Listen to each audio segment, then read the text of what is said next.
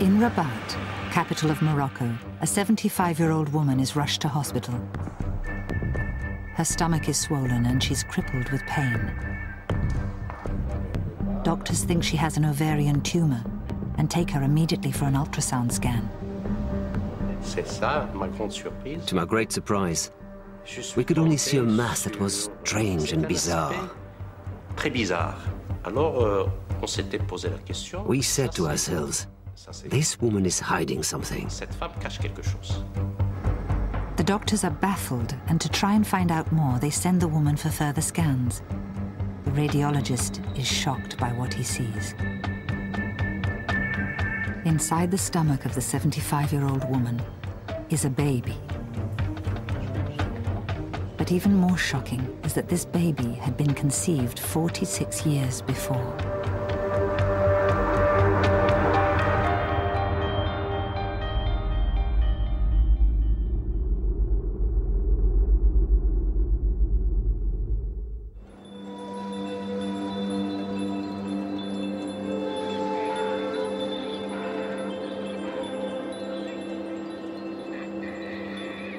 In 1955, in a small village outside Casablanca, 26-year-old Zahra Abu Talib was pregnant with her first child.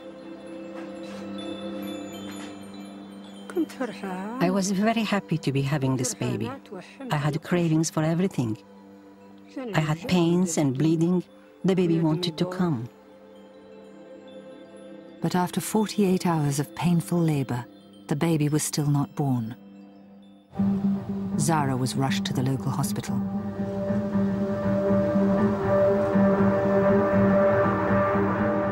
The doctor checked me, and they said, if they didn't do a cesarean, then I wouldn't have the baby. But in the ward, Zahra saw a woman in terrible pain die in childbirth. When I saw what happened to that woman, I couldn't stay there.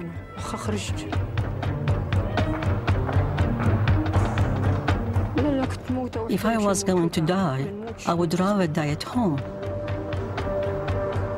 Convinced she would suffer the same fate, Zahra fled the hospital and returned home to her village.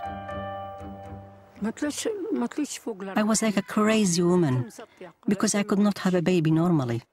I was in so much pain. In the days that followed, Zahra suffered excruciating labor pains, but still the baby would not come.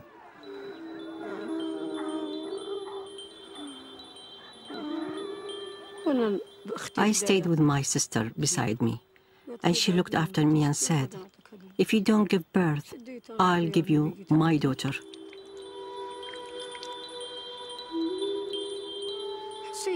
I felt him moving. He gave me pain. He would move to this side and to the other side. That's the time, maybe, he was dying. After a few days, the pain stopped, and the baby stopped moving. At a certain time, I couldn't feel him anymore. It was then that he started sleeping.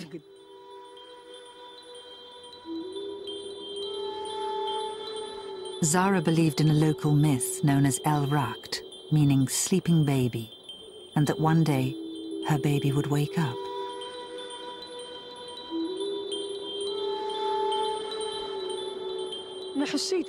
I could still feel him inside me, and I thought, if he wanted to stay sleeping, then I would let him stay.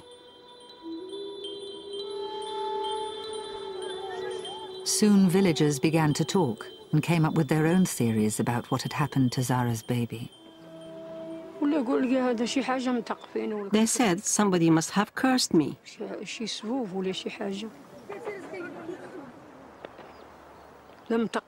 God only knows if that's true, but the baby never moved again.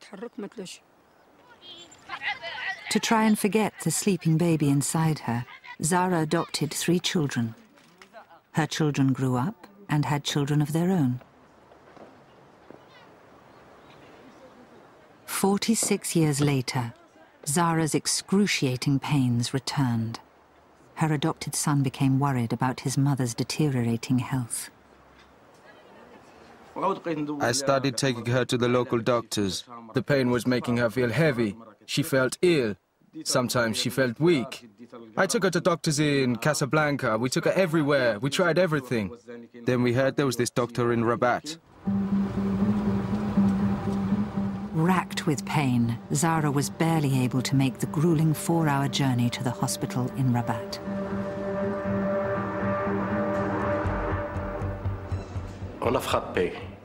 Somebody knocked on my door. I opened the door to find an old woman who was exhausted. She had a protruding belly and was being supported by 2 people. Professor Ouazani suspected Zara had an ovarian tumor, which was causing her swollen stomach. He immediately took her for an ultrasound scan. When I saw the scan, to my great surprise, I discovered a mass that I couldn't identify. I couldn't even guess what it was. It was strange and bizarre.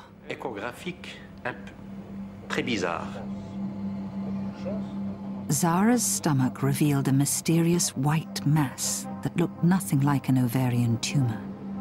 Baffled, the doctor sent Zara to a specialist radiographer for a second opinion.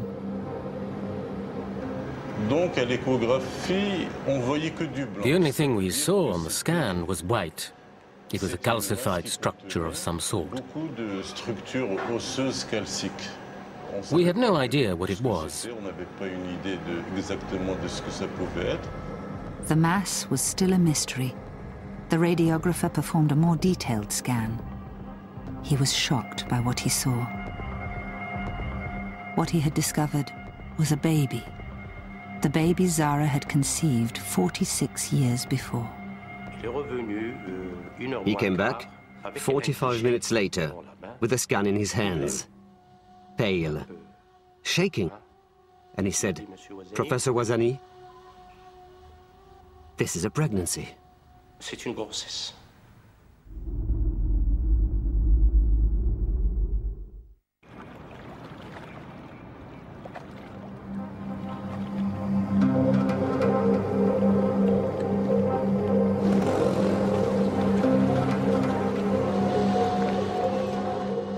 In a hospital in Rabat, Morocco, an incredible discovery had been made. A scan of 75-year-old Zara Abu Talib's abdomen had revealed a baby conceived almost half a century before. Doctors could not believe what they had found. I was so surprised that I did a scan again. And it revealed a pregnancy. An ectopic abdominal pregnancy. Ectopic means out of place, outside the womb. In a normal pregnancy, the fertilized egg travels down the fallopian tube, implants and grows in the uterus. In an ectopic pregnancy, the egg implants in the fallopian tube. In extremely rare cases like Zara's, the fetus bursts out of the fallopian tube and then develops in the abdominal cavity. Most fetuses cannot survive past 3 months here. But Zara's fetus had somehow survived to full term by attaching its placenta to vital organs inside her stomach and remained there for a further 46 years. Mysteriously, a part of the fetus remained connected to the mother's blood supply and continued to grow.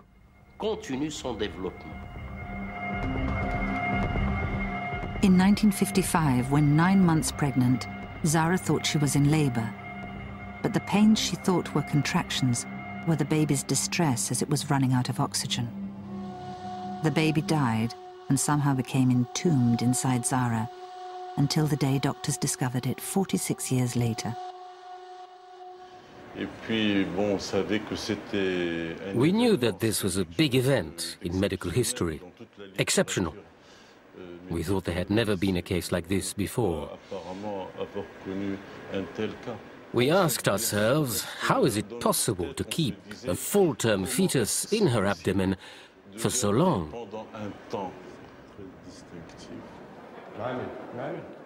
Professor Ouazzani was faced with the difficult decision of whether it was safe to risk surgery to remove Zara's fetus. In Zara's case, the danger was that she would bleed to death on the operating table as they separated the fetus from her vital organs. It took 5 days to decide on what to do. And the decision of whether to take this risk was not easy for me. I had to isolate a body from within another body and remove it. It was attached to her internal organs, bladder, stomach, veins. Anything could happen, especially with a 75-year-old woman. Despite the risks, Professor Ouazzani decided to go ahead with the surgery to try and remove the fetus and free Zara from pain. Zara was now faced with the cesarean she had run away from, terrified, so many years ago. But this was no ordinary delivery. Though doctors knew that Zara's baby was inside her, they had no way of knowing what it would look like, or how difficult it would be to free it finally from Zara's body. When we opened the abdomen, we came across a mass under the skin. The surprise was to find a mass that was as hard as rock. It was like the scalpel was hitting a stone. They found that not only had the baby somehow turned to stone inside Zara's stomach, it had also fused with her abdominal wall and vital organs. The first attachments were so glued to the skin, we thought to ourselves, maybe we should stop. Despite the risks, doctors decided to continue to remove the baby from its tomb. The operation was to last for hours.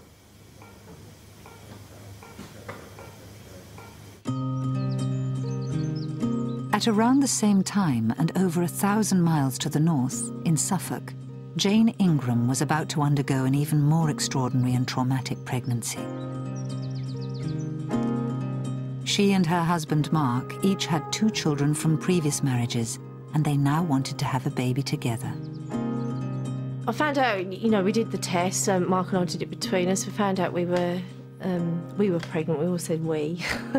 And it was just, we were over the moon. So I thought, here we go, one more.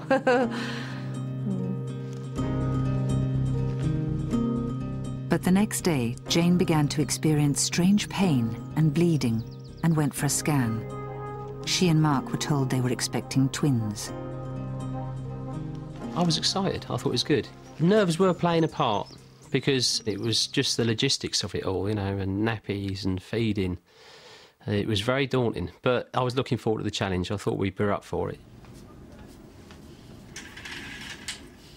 This was just the first of many dramatic developments. Although weekly scans showed the twins progressing normally, Jane was still bleeding and in great pain. We were coming from the 9th into the 10th week of pregnancy. It must have been about 2 in the morning, and I was like laying in bed and the pain woke me. I literally crawled along the floor into the bathroom where I managed to get onto the toilet, and I had a huge blood loss, and the pain, it was just the pain. I cannot describe the pain. It was awful, absolutely awful. And I was just wringing wet with the sweat of the shock of it all. She literally collapsed in pain and covered in blood, and I was very concerned. Not quite panicking, but pretty close. And I said, Mark, I'm dying here, that's it, it's my lot, you've got to get me to hospital. I'm not going to live, I'm not going to survive this. This is not right, this pregnancy is not right.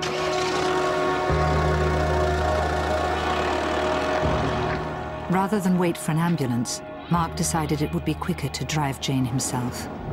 And every bump, we went along on the road, in the car we got, and every bump, and I thought, for God's sake, just slow down, and he's in a hurry. I said, it just hurts too much, and I was crying, and I said, that's it, I'm not going to survive this, I just said, I don't think I'm going to leave. And he said, don't talk like that. And I was frightened. I was frightened that that was it.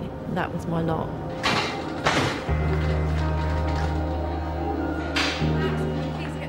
At the hospital, doctors suspected Jane was having a miscarriage because of the extent of her blood loss and pain.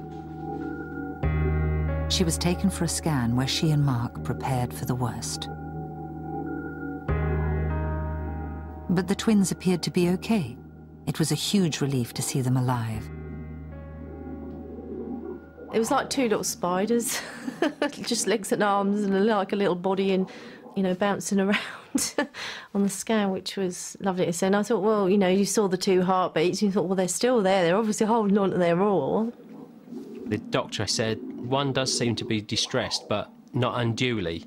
He said it's probably just one of these things. Don't panic about it. You'll see as things settle down if the blood stops or whatever, and it did.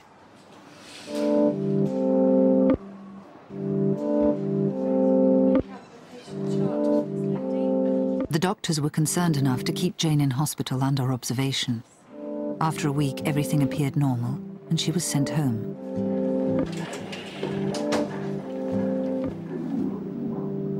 But the next time she came for a scan, the radiographer detected something very unusual. She was there for about 5 minutes going over and over with the probe over my stomach. And I said, is everything all right?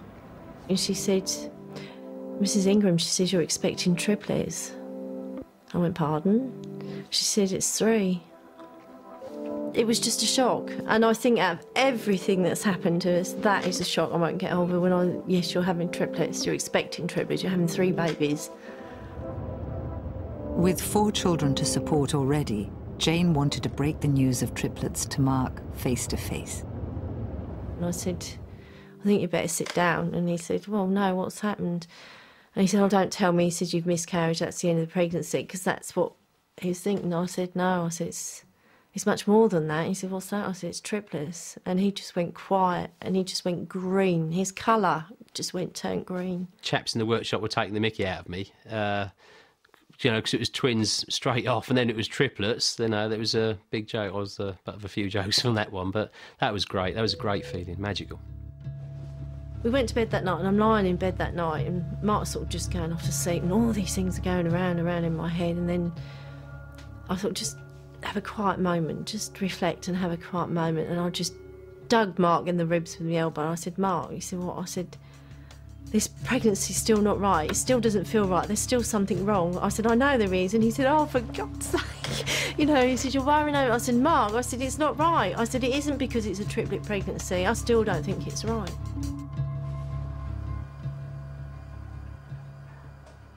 What Jane and Mark couldn't have imagined was that this 3rd baby was ectopic and had grown in her fallopian tube.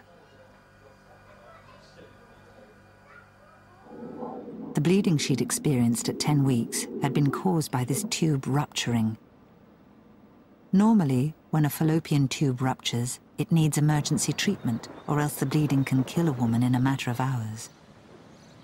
In Jane's case, the bleeding somehow stopped of its own accord, and her triplets continued to develop. But for the following 4.5 months, Jane was frequently in excruciating pain. Experiencing pain in my right leg, and my husband sort of trying to massage his leg for me to just like to ease the pain, and I said, I wish we never started this. Tears were flowing, but Mark kept me going. He just kept me going. He said, we'll get there, we'll do it, you know, we'll get there.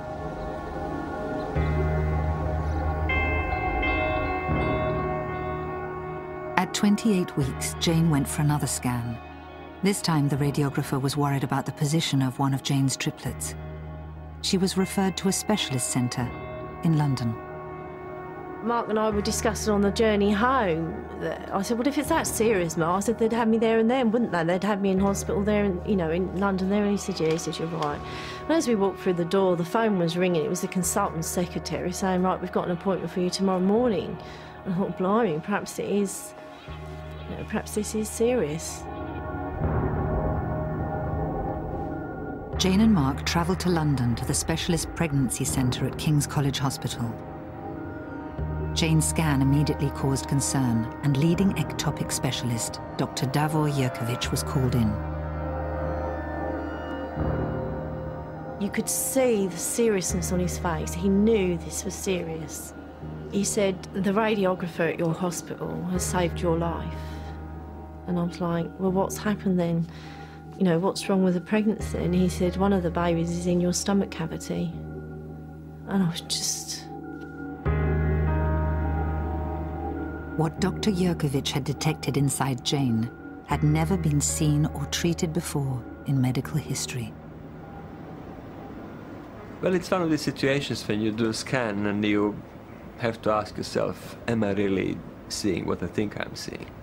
The third pregnancy was very low in the pelvis, and I could see the cervix of the uterus. And behind the cervix, very deep in the pelvis, there was a third pregnancy. It was difficult to see, because there were a lot of bowel surrounding the pregnancy, and bowel prevents ultrasound from obtaining very clear images. And it was very clear that this pregnancy is completely outside the uterus. What doctors now realized was that one of Jane's triplets had developed in her fallopian tube. The tube had ruptured at 10 weeks, but instead of miscarrying and causing critical bleeding, this third baby had miraculously attached its placenta to Jane's internal organs and continued to grow as normal. The ectopic placenta posed a risk to the lives of Jane and all three babies, as it was not only fused with her vital organs, but could rupture at any time, causing sudden and uncontrollable bleeding. We felt that there is a high chance that she may go into labor relatively soon. I told her that there are serious risks to her health and to the baby's health, and that we need to deliver her as soon as safe and practical. But Jane knew the next few days could be her last. Dr. Jurkovic wanted to admit her to hospital immediately. And I wasn't having any of it, because I thought, well, if I'm going to lose my life, I want to go back, see my children, see my mum, my dad, you know, my brothers. I said, at least if I die, I've got this memory to take with me. And I promised them any signs, anything that wasn't right, I'd come straight back. I promised them. We're just trying to distance ourselves from what we're going to have to face. We thought, well, let's try and recharge batteries, get back into what family life's all about. Then we'll face it when the time comes. You've just got to support each other.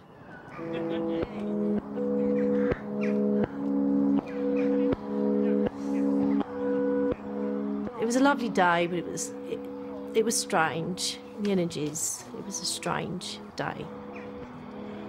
And I was strong all day, and Mark kept looking at me, all right, yeah, leave me alone, I'm fine, I'm enjoying myself, you know, this is how we went on. And that night, Mark and I went home. That night, Mark said, I'm just going to look up downstairs, you go off up to bed. I said, fine. I just sat on the bed and I just broke down. And I thought, they've got to come out, and they've never done it before, you know, and how are they going to do it? And I just howled, and Mark came up and he said, thank God for that. And I said, what do you mean, thank God for that? You know, I'm breaking my heart here. And he said, it had happened. He said, you were being too strong, Jane. You're too strong. You've got to break at some point. He said, and I'm glad you've done it now.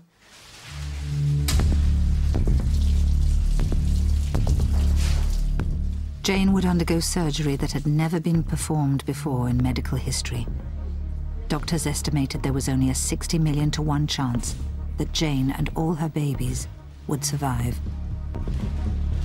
I mean, you've got more chance of winning the national lottery. 60 million to 1. Horrendous odds. Horrendous.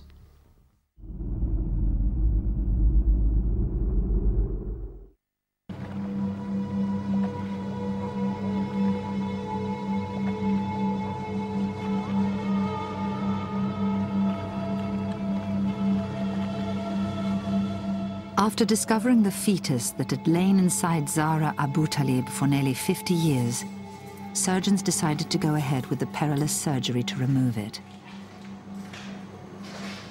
The problem of extracting a body that has lived within a body for 46 years is not something to gamble with.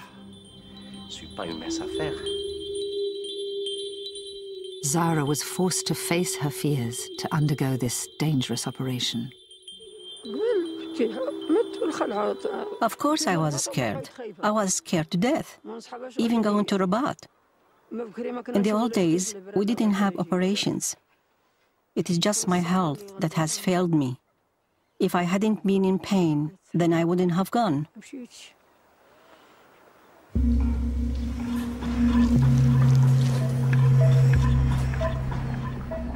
Surgeons had no idea when they began the operation just how fused Zara and her baby had become.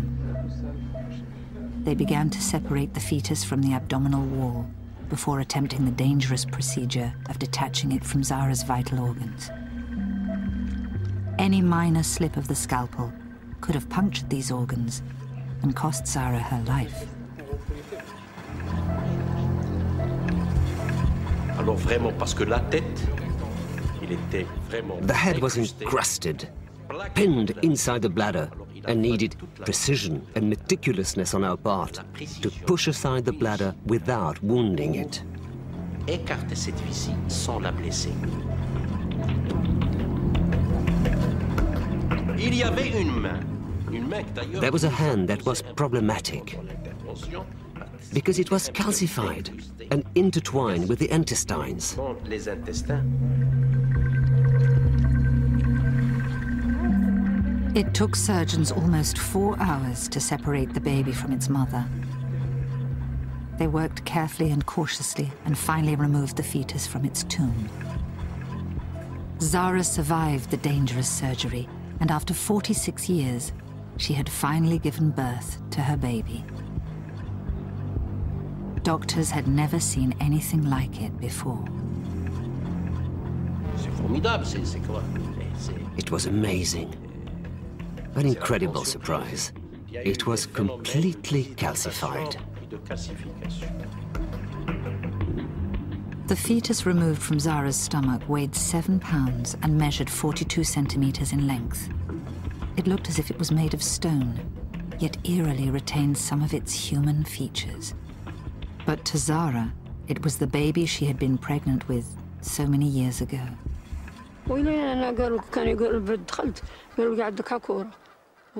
I knew it was a baby, even when the doctors told me it was just a lump. It was a baby. It was a child.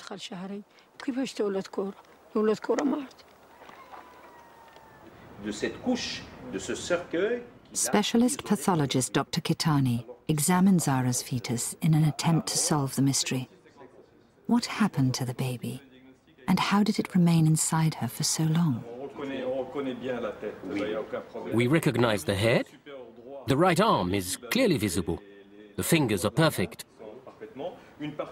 Here we see the longer limb and thigh.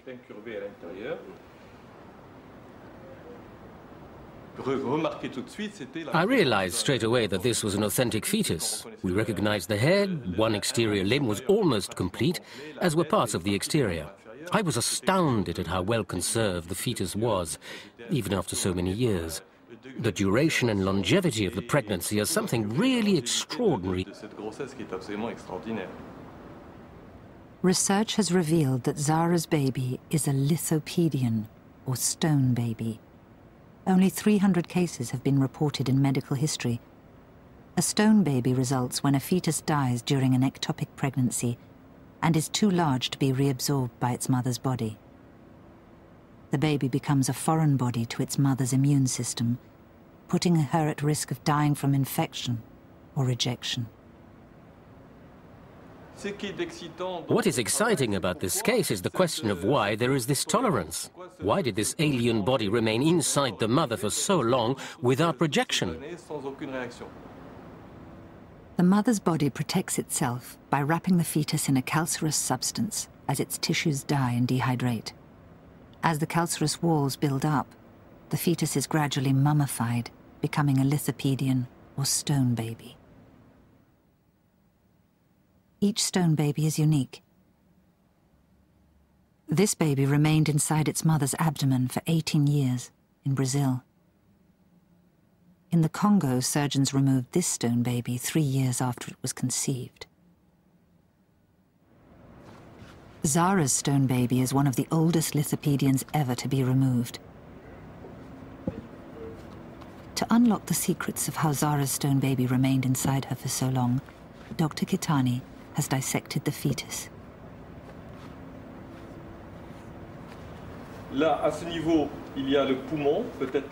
Here we see the brain, the spine, the kidney, the liver, and the digestive tract. And here you see the calcified layer around the fetus.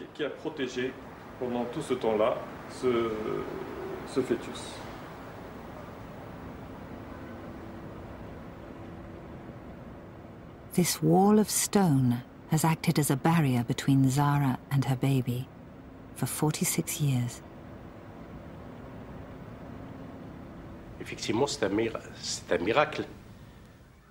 It is a miracle. A miracle that she survived all of these multiple complications. Any of them could have killed her. She could have died from any of these things. Hemorrhage, infection, sepsis, and rejection. An ectopic pregnancy that reaches full term and remains inside its mother for 46 years is unprecedented in medical literature.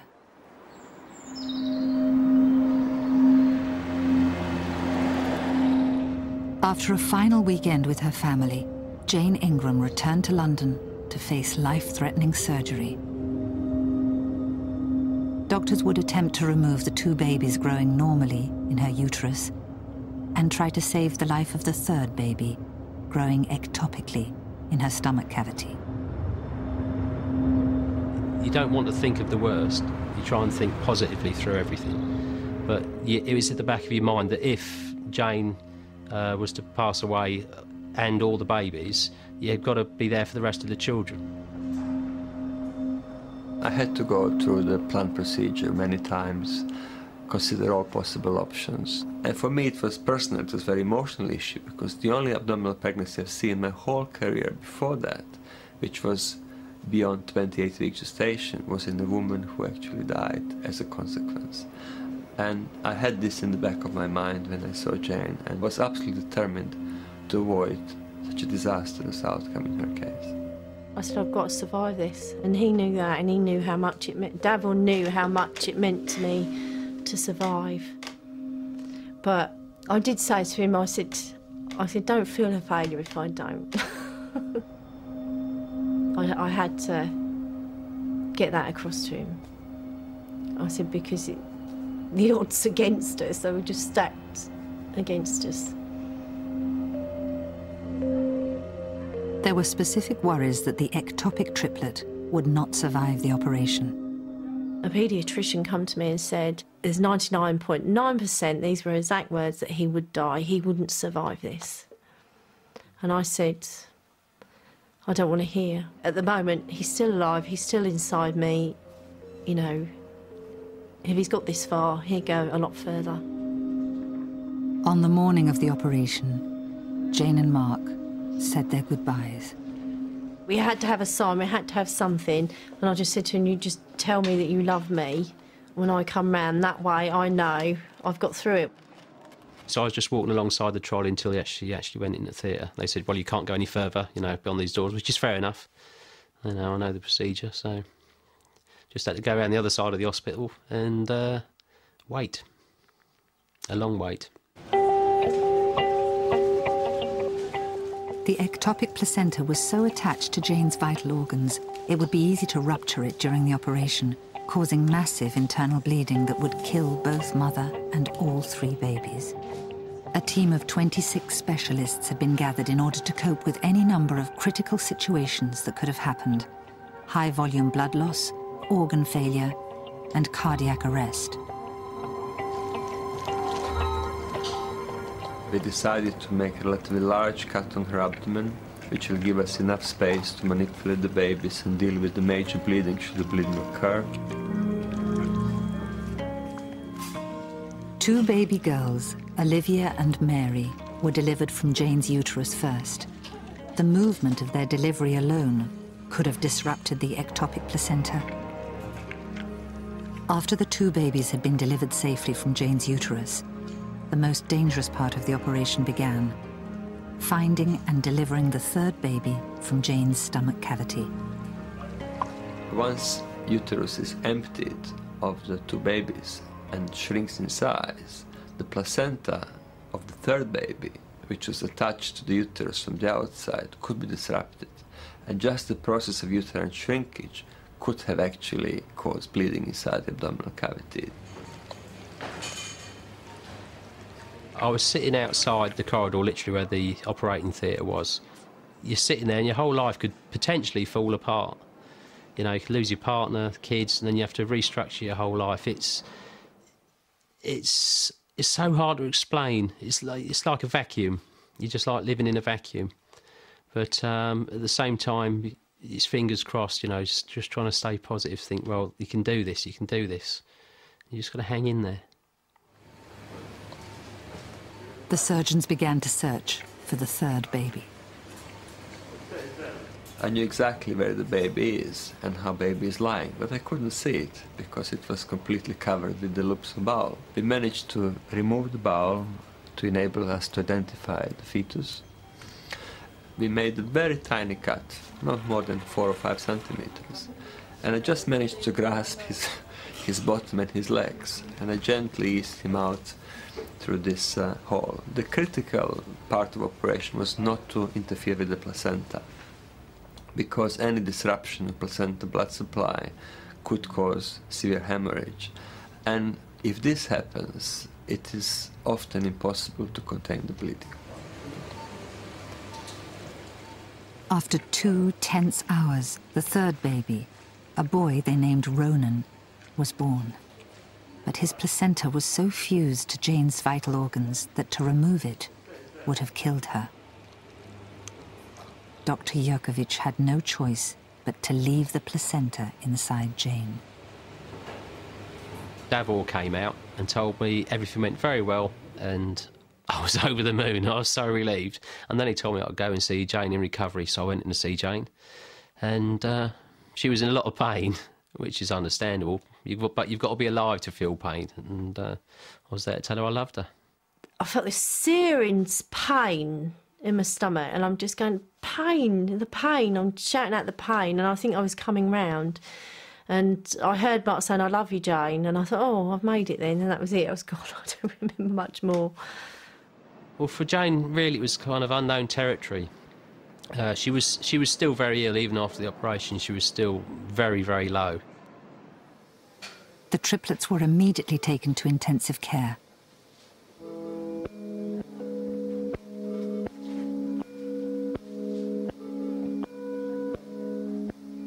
As soon as we finished the operation, we were focused on the babies, because we had no idea whether the babies would be healthy and able to cope with the extrauterine life or not. Born 2 months premature, the babies weighed less than 2 pounds each, were unable to breathe independently, and were vulnerable to infection. Even if Ronan survived the crucial first weeks of life, he could have been left with lasting mental and physical damage from the abnormal way he had grown inside his mother. It was just the size of them. They were just so small. It was hard to get your head around it. I knew they were going to be small, but when you actually see them physically, I mean, it's unbelievable. You can fit them in the palm of your hand, no problem. I mean, that's head to toe. They would fit in the palm of your hand. Tiny, absolutely tiny.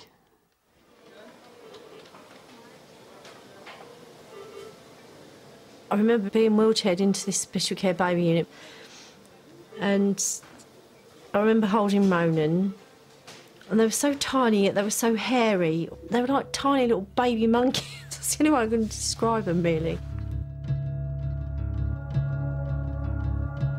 I remember spending some time with them, not very long. I was just watching, I was just fascinated that they'd got through what they'd got through. Although she had survived the surgery, Jane's life remained in danger from the placenta left inside her. I felt very relieved and very happy, but once you resolve one problem, you think about the other one. So I was worried about possibility of delayed hemorrhage. Then I was worried about possibility of infection, possibility of sepsis, which is also a very serious complication which can endanger mother's health.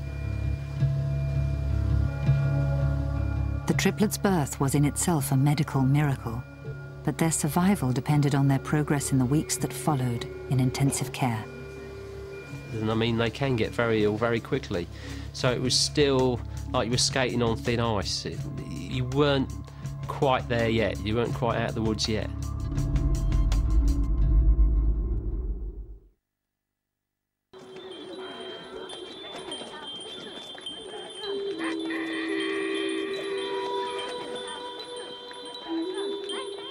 When the operation to remove the baby that had lain inside Zahra Abutalib for 46 years was safely completed, she could finally grieve the child she had tried to forget.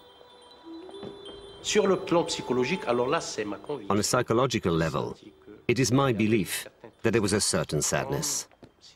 She was mourning for her dead child.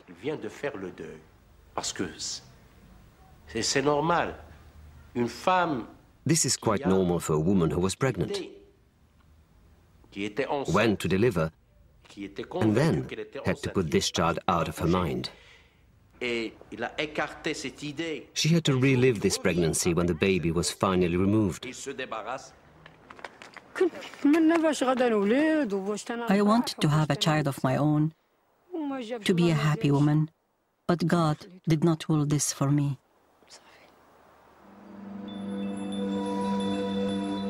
In a twist of fate, it was Zahra's fear all those years before that probably saved her life. Lack of technology in 1955 meant that Zahra's doctors had no way of diagnosing that her baby had grown in her abdomen. Had doctors attempted a cesarean, they could have cut through the placenta attached to her organs, and Zahra could have bled to death. I can forget now and put everything in the past.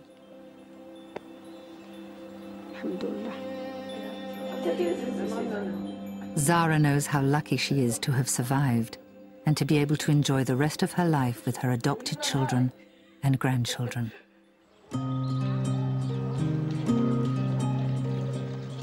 Ectopic pregnancies rarely have a happy ending, but against odds of 60 million to 1, Jane Ingram and all 3 of her triplets survived. After 10 weeks in intensive care, the triplets were finally well enough to go home. Despite fears about the placenta left inside her, it eventually shrunk, and Jane made a full recovery. Today, the triplets are almost 6 years old, and amazingly, all 3 have developed normally, both mentally and physically. They've all got their own little character. Ronan likes to be into everything. He's a little rascal. Olivia, far more sensitive, and Mary's more of a joker. So they've all got their own little personalities, which I wouldn't want to change. When I want to grow up, I want to be a fairy. You want to be a fairy? When I want to grow up, I want to be a police. I get guns. Ronan Ingram defied impossible odds to survive an ectopic pregnancy. He has since astonished the medical world by developing completely normally. He's always been different. He's a normal child in every sense, in every way, but he's very much an individualist.